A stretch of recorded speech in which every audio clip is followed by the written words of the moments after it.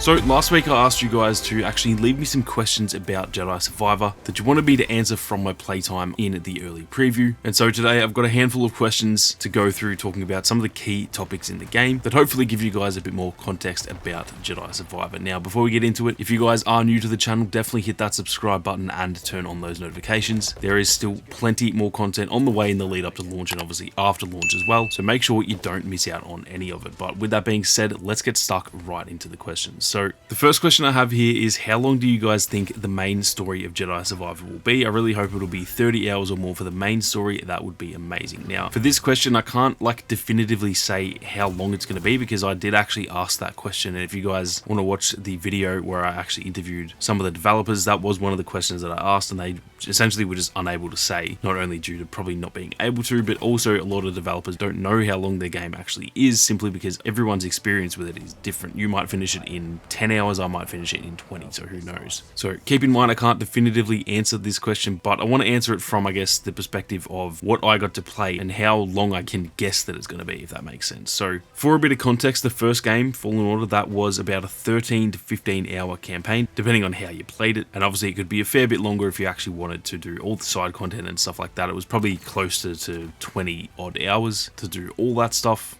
and maybe like 25 if you wanted to go for 100%. Now, just guessing off of what we got to play, the fact that we only got to play on Kobo, which is pretty much the first planet we're going to get to go to after the intro sequence of the game, and I was there the entire time for about 3 hours and only explored about 20% of the actual map. Based off all of that, if I had to guess how long the game is going to be, I do think it will be about a 20 to 25 hour game, maybe even potentially longer, and that is just talking about the main story. So on top of that, obviously there's a lot of side content. You guys will have seen all of the gameplay and reactions from all of us who were there at the event in LA, and there is a lot of side content to do. So if I had to guess, I would guess that the game is probably going to be about 20 to 25 hours. It's kind of feeling like that kind of game. And then if you want to do all the side content and stuff like that, it could be anywhere from, I don't know, 30 to 35 to potentially even 50 hours. Obviously that is just a wild stab in the dark, and that's a pretty big range for me to guess from. But to me, it felt pretty comparable to a game like God of War, where I think the first God of War, that took me about 18 hours to finish the story, and then you can potentially play about 50 hours all up if you want to actually get 100% in the game. So yeah, that's my guess. Like I said, take that with a grain of salt. It could literally be 15 hours, it could be 50 hours. I have no idea. But just judging off of what we saw and the fact that we got to play on one planet and we barely saw any of it in 3 or 4 hours, that does make me feel as though it's going to be definitely a lot longer than a Fallen Order.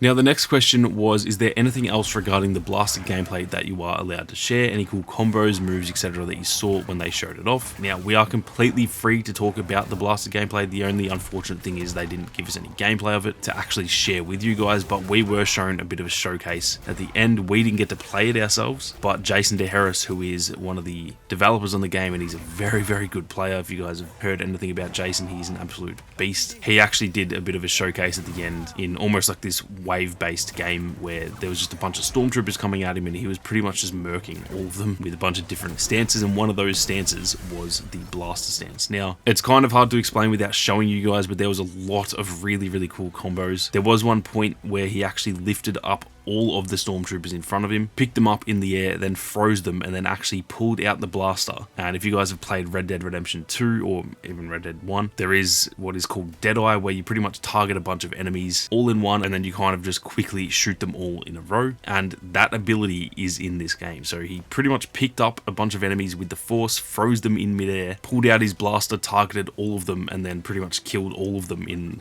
a second. It was absolutely wild, and literally the entire room erupted. Everyone was actually cheering him on. It was pretty crazy to see, and that was when we all realized wow, the blaster gameplay is genuinely going to be amazing. So like I said, it's pretty hard to actually talk about without showing the gameplay, and it was probably only, I don't know, 2 to 3 minutes that we actually get to see at the end. So it's also pretty hard to remember exactly all the little elements to it because we just played for 3.5, 4 hours. We were all pretty just buzzed at being able to play, and then yeah, it's pretty hard to actually remember what he was doing. So hopefully that gives you guys a little bit of context, but until we actually get to get our hands on the game, it would be pretty hard to explain just how cool that blaster gameplay looked. Now the next question is, does the customization enhance protection or just cosmetic? Now for those who aren't aware what he's talking about here, in a lot of different games out there, Skyrim, Elden Ring, all those types of games, most of the time the cosmetics that you're wearing, the armor and stuff, it actually changes your stats. So if you're wearing like super heavy armor, you'll be more protected obviously, or if you're just wearing some like cape, then that's not going to give you much protection. That isn't the case in this game, at least not as far as I can tell. It is just purely cosmetic, so it doesn't matter what armor or whatever you're wearing, Cal will just have the same like health stats the entire time, which partly is a little bit disappointing because I do like that about certain games where, you know, you get a new piece of armor and it's like really good, but it also looks cool. In this game, it really is just down to cosmetics, but at the same time, it also does have the positive of sometimes in games, there's really cool looking armor, but it's like really bad and it just, there's no point actually wearing it. So that's not an issue in this game. If you find something that looks cool, you don't have to worry about it being like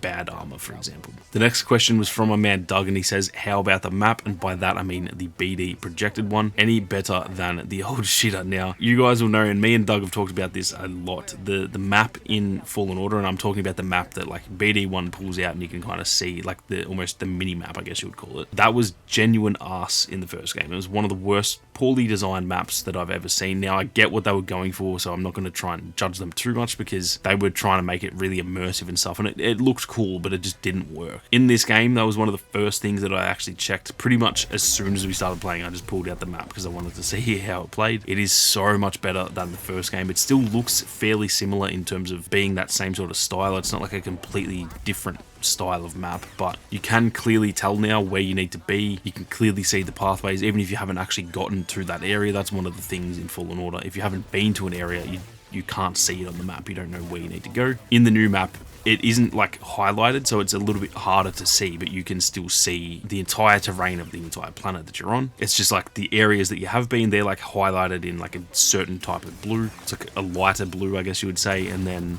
the areas you haven't been to, you can still see them, they're just not highlighted yet. So overall, that little mini map is so much better. Now, I haven't played it when I was lost, for example, so maybe if you get lost and then you pull out the map, maybe it isn't going to be as useful as I feel like it was, because when I was using it, it was literally just looking around the planet. So we will just have to wait and see, but from first impressions, it definitely felt a hell of a lot better than the first game, which, to be completely fair, is not that hard because that one was genuinely arse.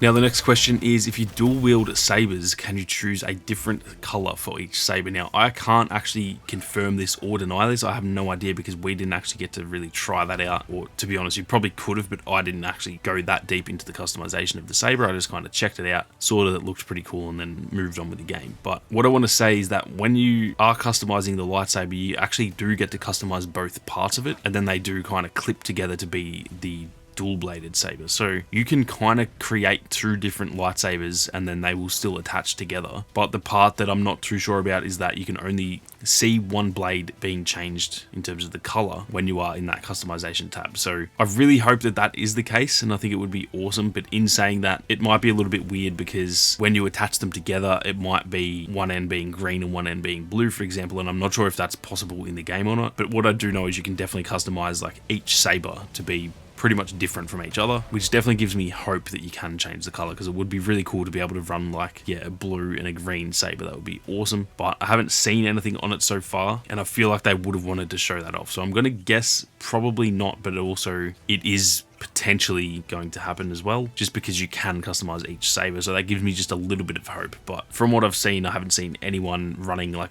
a green and blue saber. So my guess is probably not, unfortunately. Now, the last question we have here is, does Cal have all possible abilities you could learn from the skill tree, like evasive kick and other general attacks? It would only make sense because I feel like once you learn a move, you can't unlearn it. Now, I can't speak on like every single different ability in the skill tree for Fallen Order because there was obviously a lot of stuff you could do. I didn't test it all out. What I will say is that all of the key things from that first game, all of his force abilities and stuff like that, you do get to keep that, and I would argue you're actually stronger in this game than you were at the end of Fallen Order. So Cal does feel very powerful. You've got your force pull, your force push, and your force slow right off the bat. From what I can tell, you also have the confuse ability straight away, but maybe you just unlock that before we got to play it. But keep in mind, we played about an hour into the game, so even if you do have to learn that confuse ability, it's within the first hour or so. like I said, as for like the evasive kick and all the like smaller, different, more niche abilities that you could learn in Fallen Order, I can't really speak on all of those simply because I just didn't test all of them out. But I would say, yeah,